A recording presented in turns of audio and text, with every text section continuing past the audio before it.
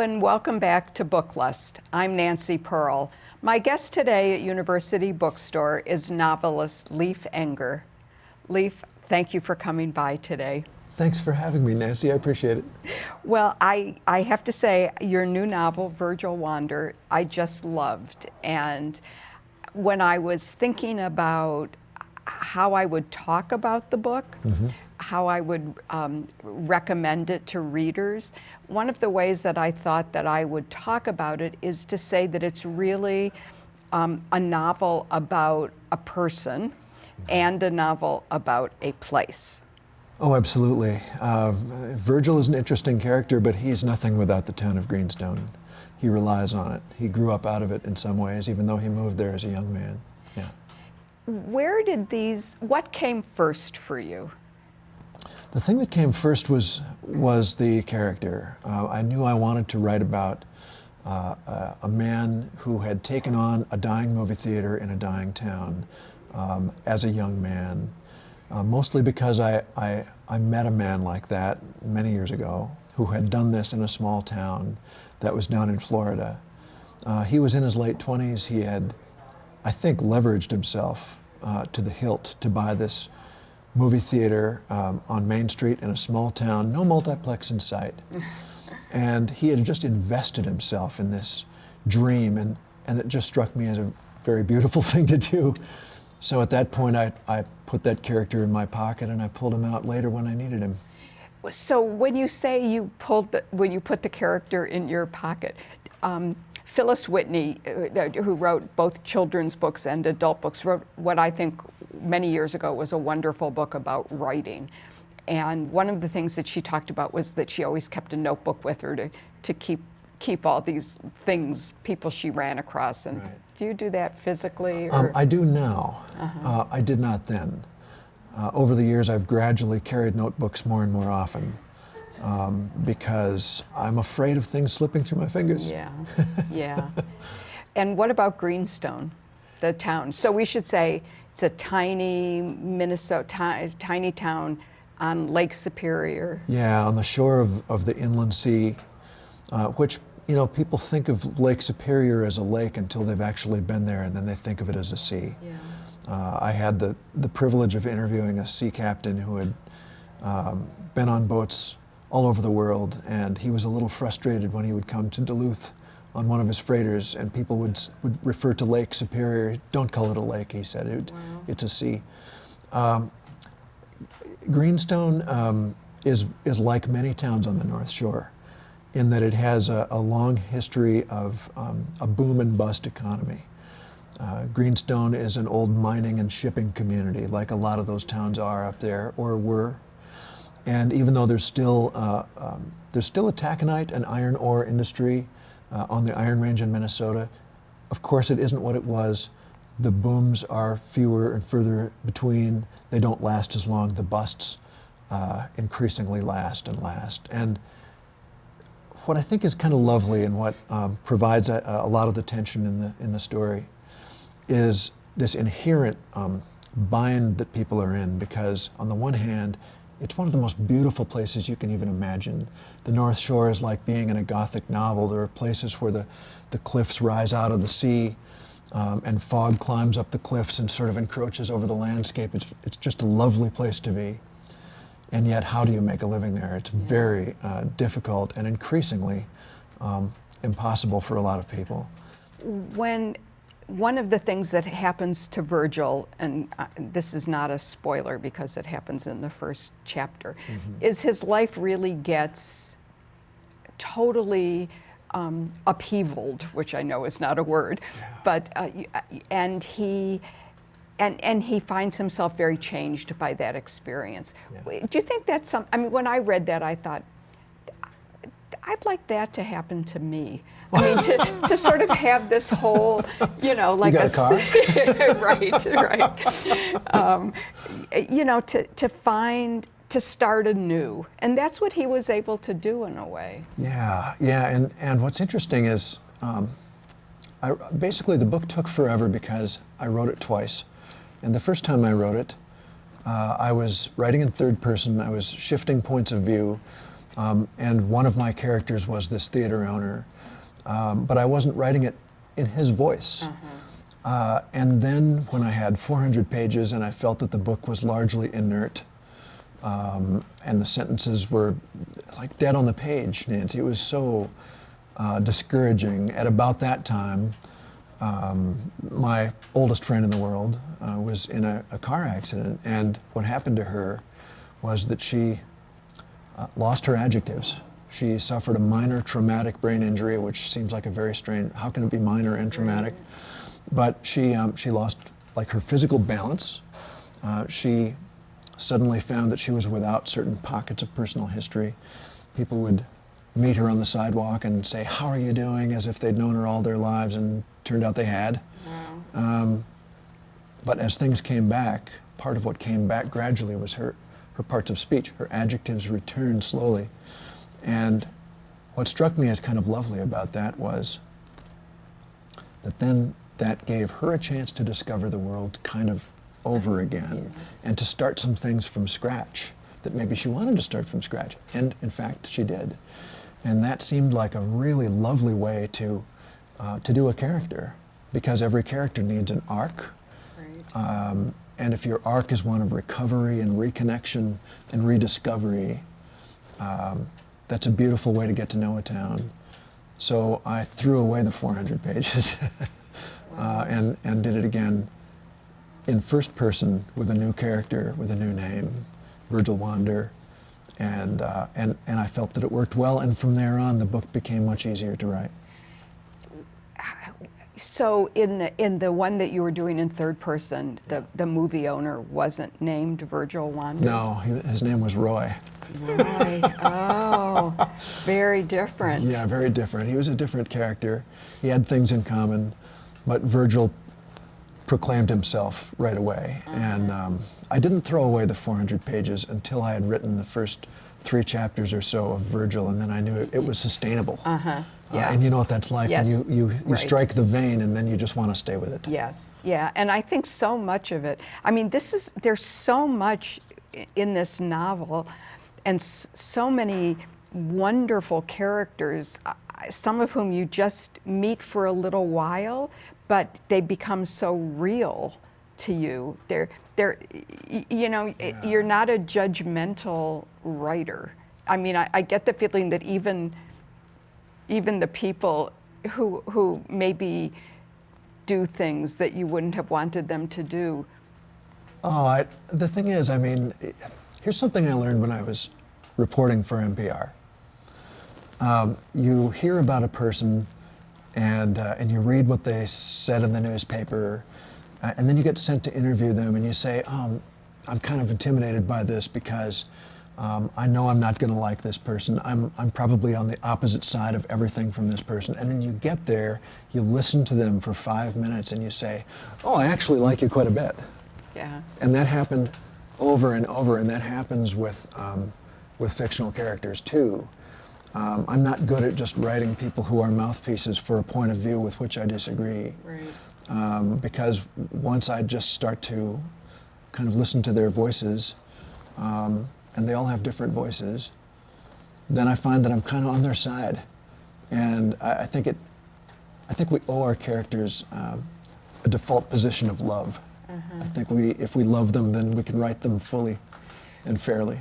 But there is one character in here that one does have some issues with. Absolutely, Adam Lear. Adam Lear, and I don't know how to explain how I felt about this book, but it continually opens up. You know, you did a wonderful job. I mean, I have to say, I thought it was just wonderful. Adam was really fun to write. Yeah. And I particularly like writing sort of evil characters because, look, they're some of the most interesting characters in fiction. What does anybody remember about Treasure Island? They remember Long John Silver. Right. Most people don't remember Jim Hawkins' name, even though he tells the story. It's Long John we all recall. Somewhat lovingly, I'll have to say. I mean, he's this attractive pirate character who's probably to blame for the ongoing obsession we all have with pirates. And buried treasure. Right, and buried treasure. And he He was the absolute antithesis of a good man. He switched sides at the drop of a hat, depending on what was going to be best for him. He murders that one fellow by throwing his crutch at him. I mean, this is a terrible guy. There's no getting around it, and yet we're deeply drawn to him. And so I try to look at my wicked characters the same way I look at my beloved ones. But Adam Lear is somebody who, in some ways, what you set up, I think, is this good versus evil kind of dichotomy, and Virgil is good,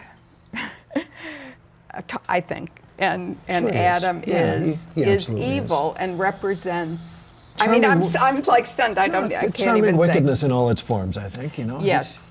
He's a wicked person. And he has a great facade of being, very handsome and all of that. Man Charming. about town. Right, yes, sure. Exactly. A man with sort of a romantic, checkered and lascivious past, absolutely he does. Yeah.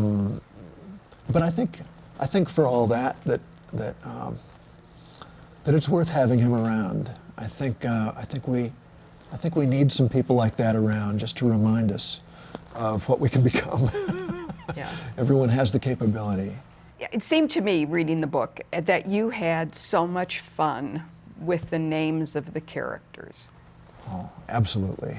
Yeah, of course. Look, you have a chance to name a great long parade of people that sort of march through your book. Why not have some fun with it? Right.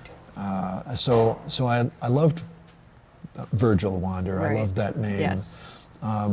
Because of course it's a nod to the epic poet Exactly. and the guide character, Right. and I loved the irony of the last name Wander for a man who hasn't really left town in 25 years. Right. Ironic and also maybe aspirational, because I think that Virgil commences to wander, and internally in some ways, and maybe externally too after the pages are closed. Mm-hmm. So I loved that name. I loved the straight ahead name of Nadine for the love interest, Right. who was very much a Penelope character, and She did wait around a long time. yes, she did. Not as long as Penelope, but No, pretty long. no. 10 years is a long time to Yes. wait. Right. But when there's no resolution from a disappearance, I think there would be a tendency to wait a long time and to hope for the best.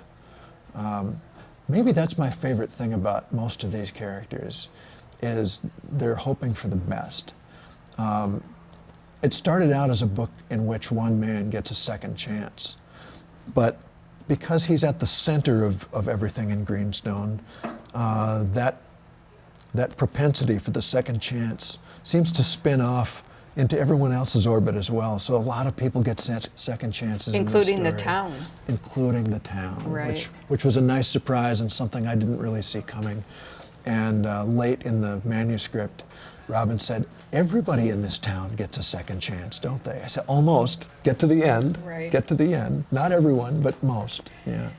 But it's always, Greenstone has always been known as long as Virgil's lived there, as the hard luck town. The hard luck town. That's right. And then they celebrate at the end of the novel with the hard luck days, like bringing people back. And will you talk about other names? I wanted to go back. Other names I loved: Galen P. P-E-A. Yeah. The P family. Yes. Father of Shad. Shad P. Shad P. Yeah. Yeah. Well, there's nothing more modest than that, is there? No. Right. But Bjorn, Nadine's son. Yes. Yeah. Bjorn, which I really wanted kind of a Nordic name there, kind of in honor of his grandfather, Rune Eliasson, who comes from Norway in the early pages of the book and stays throughout and is an agent of joy and magic in their lives. And rune also is a name I enjoyed because what is a rune? To most of us, a rune is a cipher, Right. something we don't understand, something that had meaning in times gone by and now maybe has lost that meaning. but if you study it, you can regain it. Did you outline this book? How do you write? This is your third novel, and Yeah.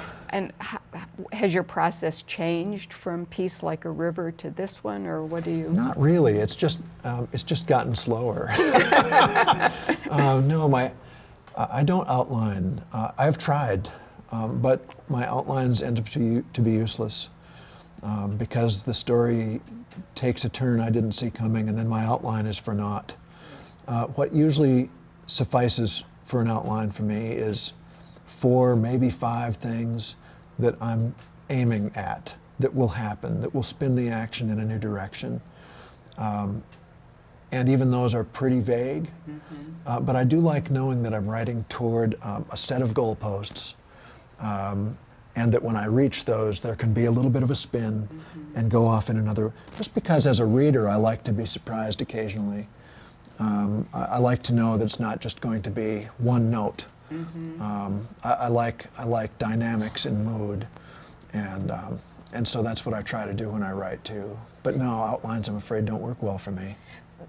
John Irving told me that he doesn't begin a book until he knows the last line. I've heard him say that. Yes. Yeah. And I don't do that, although I will say that when I was halfway through this one, writing in Virgil's voice, I woke up one morning knowing how it had to end. So I ran to my office before I forgot it, and I wrote about the last 8 pages as fast as I could so I could get it down. Get it down. And that changed almost not at all throughout. Wow. So I did have an ending, but I was about halfway through by that point, and not knowing where it was going to end. And so when I saw it, I knew I had to take advantage of that. What was the hardest thing about writing the book? Once you got the narrative voice, and Virgil was the one who was guiding us through. The hardest thing was not to just get sidetracked by all the characters. Yeah. When I sent the book to my agent, it was 200 pages longer than it is now. And you're a novelist, and I suspect you know how this goes. You write all of this stuff. You're not sure exactly what is helpful to you and what is not. I knew that the book was baggy.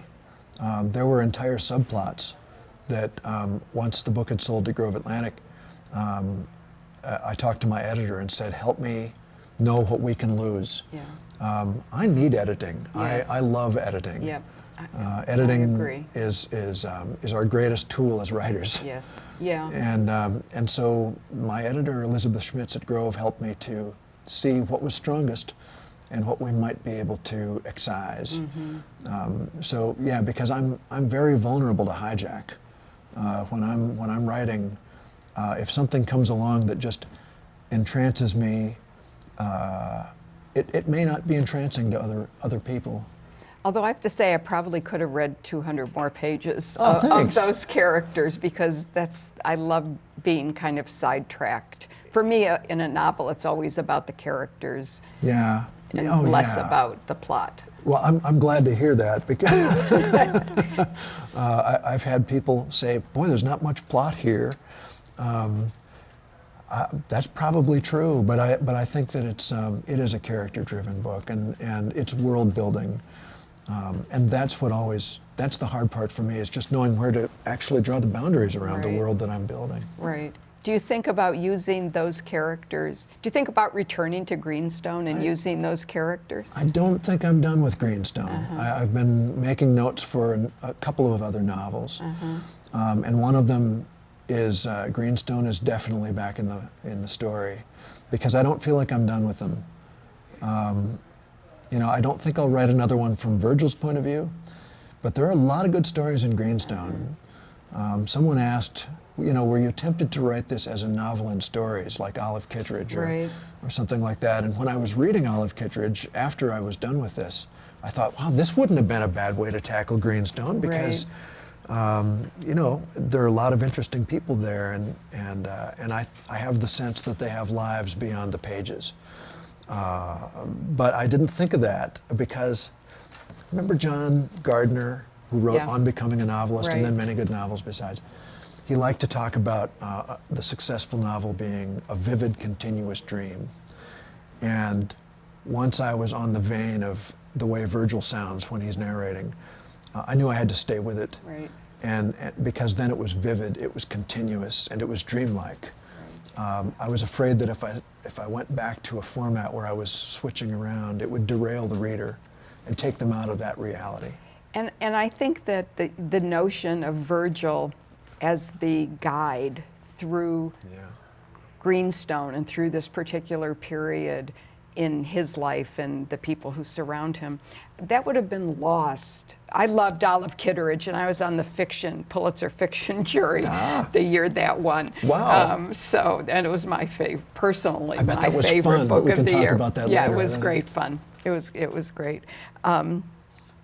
But so I mean, I did love Olive Kitteridge, but I think for a book like this, where you are, it would have been an entirely different book, and one I think wouldn't, for my taste, would not have been as successful. I liked the sort of ongoing, almost hypnotic effect that Virgil had on me. Yeah, right. I never felt like I was taken out of the action by something else. Right. And part of that was his ongoing sort of recovery and his understanding that he was becoming someone different from the previous tenant. At one point, Nadine says, "What are you turning into, Virgil? What's happening with you?" And she was just voicing what I wanted to ask. What's happening with you? It was so much fun to find out what was happening next with Virgil. And isn't it great to be a reader of your, a reader of your own book in a way that you are discovering as a reader would discover what's happening? It's more fun than anything else, except maybe reading somebody else's book that you love, that grips you in the same way. Right. And there are lots of those. When I was going through sort of the hard patch of having to throw away the previous, I was losing a lot of sleep, and I became kind of an active insomniac. And what really helped was just reading novels. I would just get up at 2:30 or 3 and read often until the birds started to sing outside the window. And I read just lovely books by Ann Tyler and by Michael Chabon and Nick Hornby, whose voice is always so easy to fall into, and early sort of Larry McMurtry Texas novels. And these things just reminded me that the world is a really nice place and worth getting up for and working hard for. When I was thinking about the book, because one of the things that I really enjoy doing is recommending books to people, and always starting with a book that they liked and then saying, well, here's another book you might like because.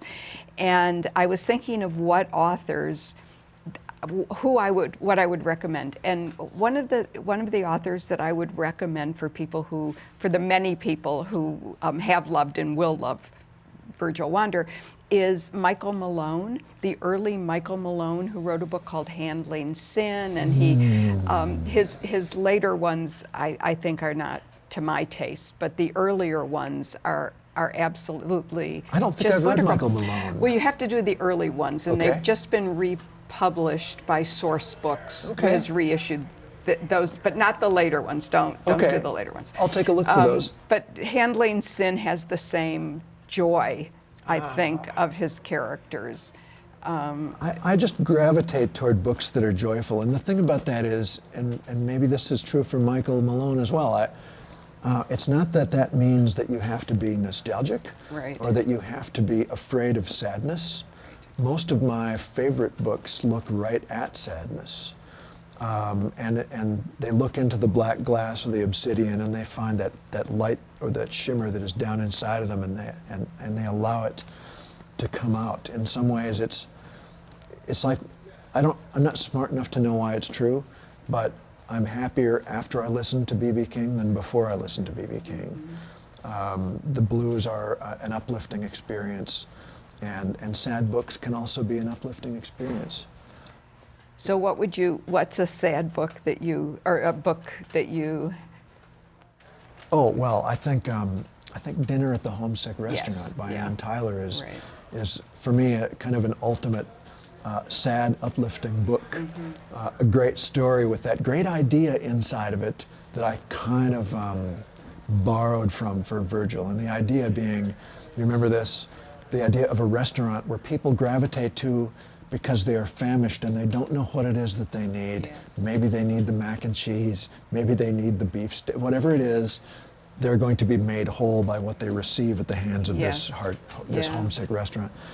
And when Robin and I were down and we saw that movie theater that I mentioned in Florida, I remember Robin saying to me, "This theater is his homesick restaurant." And that stuck. Yeah. That stuck. We'd both been reading Ann Tyler just by the ton at that point. And that's the idea of someone doing a good thing. And sort of, it was like he wanted to heal everyone around him by virtue of his little movie theater in a small town. That really is a noble thing, I think. It is. It is. And I think that that this is the kind of novel that in a way sneaks up on you. Although your other books, your other novels, you know, people are gonna be drawn to this because of it's by Leif Enger, and that's wonderful. But I think 10 years is long enough to get pretty forgotten. We'll see how it goes. Maybe, but I really hope that people who love place and people who love reading character-driven fiction, I think, are going to find this book exactly what they want. And there's a book by a Seattle writer that came out several years ago now called "Sing Them Home."